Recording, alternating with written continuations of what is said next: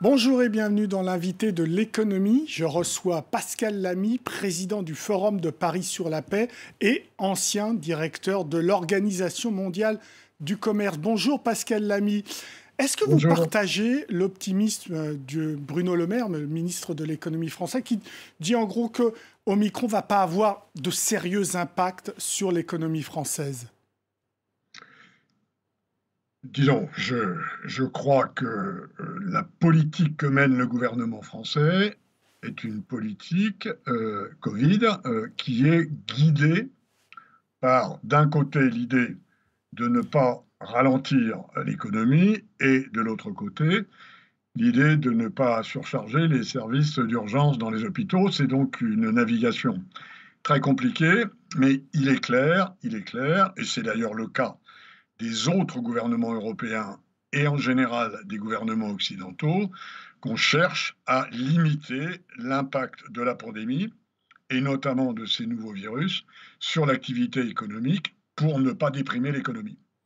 Pascal Lamy, si Omicron arrivait en Chine, avec les impacts qu'on connaît déjà sur ce qu'il a fait en Afrique, en Europe, aux États-Unis, est-ce que là, il y aurait des conséquences sérieuses sur l'économie mondiale?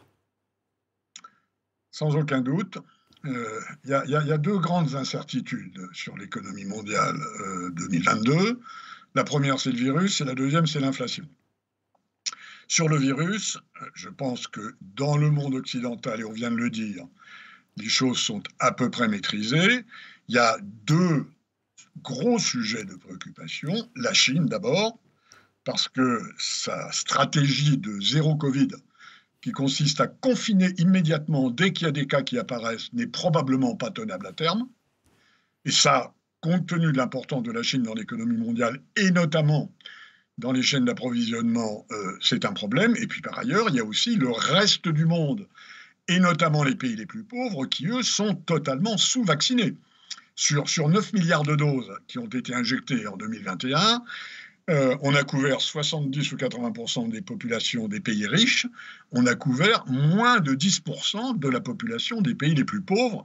Et ça, c'est quelque chose qui, si on n'y met pas fin en 2022, va continuer à ralentir l'économie mondiale, qui de toute façon ne fera pas en 2022 autant qu'en 2021. On a fait en gros 5,5% avec une reprise en 2021. On fera probablement aux alentours de 4% en 2022, en supposant que cette fracture vaccinale, reconnaissons-le, assez dramatique, soit en partie comblée. Pascal Lamy, qu'est-ce qui pose problème dans cette fracture vaccinale? Pourquoi on n'y arrive pas?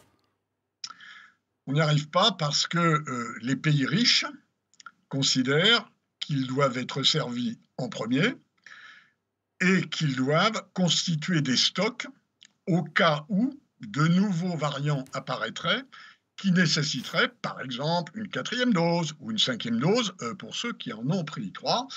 Ça, c'est le côté local de la politique. Il y a un gros besoin de solidarité mondiale, mais il n'y a pas un électeur mondial. Il n'y a pas quelqu'un qui dit gouvernement des pays riches, vous êtes égoïstes et vous ne partagez pas assez, ni sur le plan financier, ni sur le plan sanitaire, ces doses. Et il faut reconnaître que nous avons aujourd'hui une gouvernance internationale dans ces domaines qui est extrêmement médiocre. On a fait des bonds formidables en un an en découvrant ces vaccins, et les scientifiques ont travaillé ensemble et ils se sont complètement moqués des frontières. Dès qu'on retombe dans la question de la distribution, alors, à l'exception d'un certain point de vue de l'Europe qui a été un peu plus généreuse que les autres, ce sont les questions de politique locale. Quand j'étais petit, on appelait ça la Corrèze plutôt que le Zambèze. Pascal Lamy, on revient sur votre deuxième crainte en ce qui concerne l'inflation. Imaginons que Omicron arrive en Chine et que ça bloque une nouvelle fois les chaînes d'approvisionnement. Ça risque ou pas d'augmenter encore l'inflation? Exact. Il y a 3 moteurs d'inflation aujourd'hui. 2 dont on peut penser qu'ils sont provisoires et qui vont se calmer, qui sont les prix de l'énergie et un certain nombre de pénuries, notamment en matière de semi-conducteurs, dues aux insuffisances de production asiatique. Et là, vous avez raison, si la Chine doit se refermer, Par exemple, dans la ville de Xi'an, qui fait une quinzaine de millions d'habitants, tout le monde est confiné depuis 15 jours et il y a une grosse usine de semi-conducteurs qui est en train de fournir moins. Donc, mais normalement, ceci devrait se calmer à échéance de la fin 2022. Par contre, il y a un troisième élément qui, lui, est important, qui est prix salaire. Il se trouve qu'à la suite du Covid, un certain nombre de salaires dans les métiers sous-payés, et pas que, et pas seulement en France, en Europe, aux États-Unis, mais aussi dans les pays en développement, sont en train d'augmenter. Normalement, on ne devrait pas aller au-delà de 5-6% d'inflation cette année. Les États-Unis ont fait 6 l'année dernière, l'Europe a fait 5 l'année dernière. Si on devait aller plus loin, et notamment en raison de blocages en Chine, alors il y a un risque que les taux d'intérêt montent. Et si les taux d'intérêt montent, vu le niveau d'endettement que tous les pays qui peuvent se le permettre ont contracté pour stabiliser les économies en temps de Covid, alors ça risque de faire mal sur les finances publiques. Et dans ces cas-là, Pascal Lamy, quelle doit être l'action des banques centrales? Je considère que les banques centrales vont, pour l'instant, considérer que le risque d'inflation au-delà de 5-6% en rythme annuel est limité et donc elles vont continuer à fournir de la liquidité et à mener une politique de taux d'intérêt bas. Si l'inflation devait aller jusqu'à des 8-9%, alors je pense que la question se reposerait. Pascal Lamy, c'est donc la présidence française du Conseil de l'Union européenne. Est-ce que vous entendez parmi les priorités de la France cette problématique de l'économie mondiale frappée par Omicron et peut-être demain par d'autres variants? Oui, disons, en partie. Une présidence de l'Union, ça n'est pas être le président de la SNCF, c'est être un très bon chef de gare qui fait avancer les dossiers d'intérêt commun et qui essaie, en l'occurrence pour la France, de marquer certains sujets d'une préoccupation française. Bon, il y a tout ce qui concerne la transition écologique, la transition digitale, ce qu'on appelle maintenant l'autonomie stratégique européenne, y compris en matière de production d'un certain nombre de composants ou d'éléments sensibles. Et c'est une politique qui est menée au niveau de l'Union et que la France va continuer à pousser et à accompagner.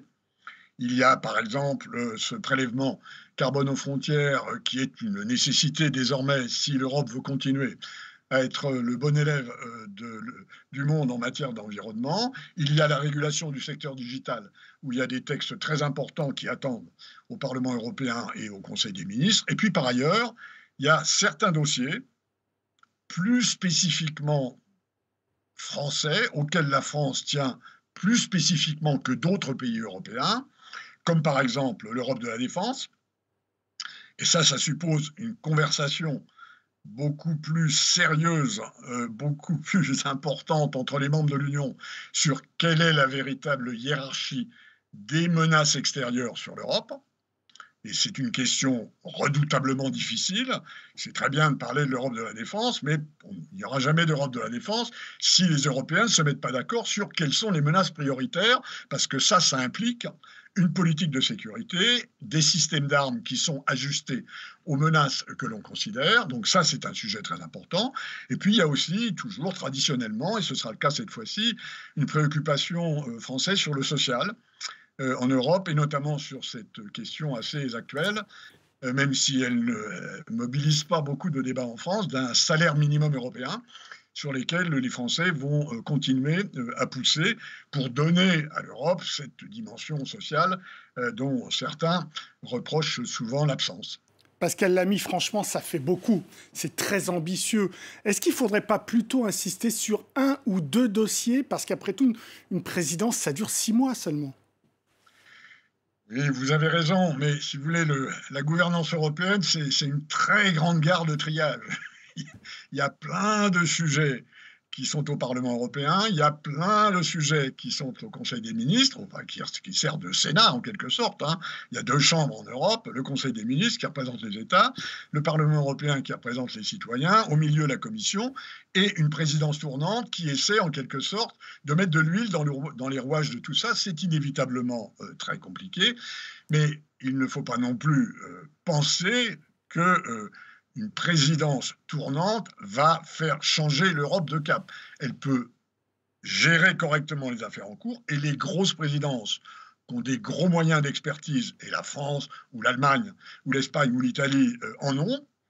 On en attend généralement beaucoup plus que des pays de taille plus modeste qui n'ont pas forcément les effectifs, la tradition diplomatique et le savoir-faire en question. Donc il y a tout cet aspect-là qui est très très attendu de la France. Et en général, on considère que les grands pays ont une tâche qui consiste à faire avancer l'Europe plus importante que les plus petits. Pascal Lamy, dernière question, c'est la période des vœux. Si vous aviez 1 ou 2 vœux à formuler pour l'économie mondiale, ce seraient lesquels ? Je reviens sur ce qu'on a dit tout à l'heure, Ali Laïdi. Je crois que l'essentiel de ce qu'il faut souhaiter, c'est qu'on mette fin à cet apartheid vaccinal actuel. Hein, il n'est pas normal, moralement, politiquement, philosophiquement, de laisser s'ouvrir un tel gouffre entre les pays pauvres et les pays riches, et par ailleurs, c'est très mauvais pour l'économie mondiale. Prenez l'exemple du tourisme, qui fait 10% de l'économie mondiale. Le tourisme est au point mort au plan international dans la plupart des pays. Dans des pays comme la France, on a des réserves de touristes qui, au lieu d'aller à l'étranger, parce qu'ils ne peuvent pas voyager à cause du Covid, restent en France. Ça n'est pas le cas dans la plupart des pays en développement qui, eux, vivaient en grande partie, quelquefois à 30-40% de leur économie du tourisme. Donc voilà un exemple où on doit pouvoir, ensemble, faire des efforts qui, s'ils ne sont pas faits, coûteront à tout le monde. Merci beaucoup Pascal Lamy pour vos réponses. L'invité de l'économie, c'est terminé, mais évidemment, vous pouvez retrouver cette émission sur france24.com. Au revoir et bonne année. Amor mio.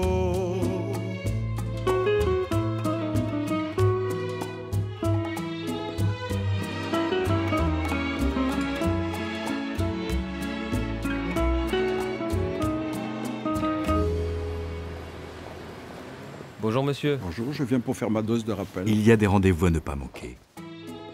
Pour continuer à vous protéger, pensez dès maintenant à votre dose de rappel.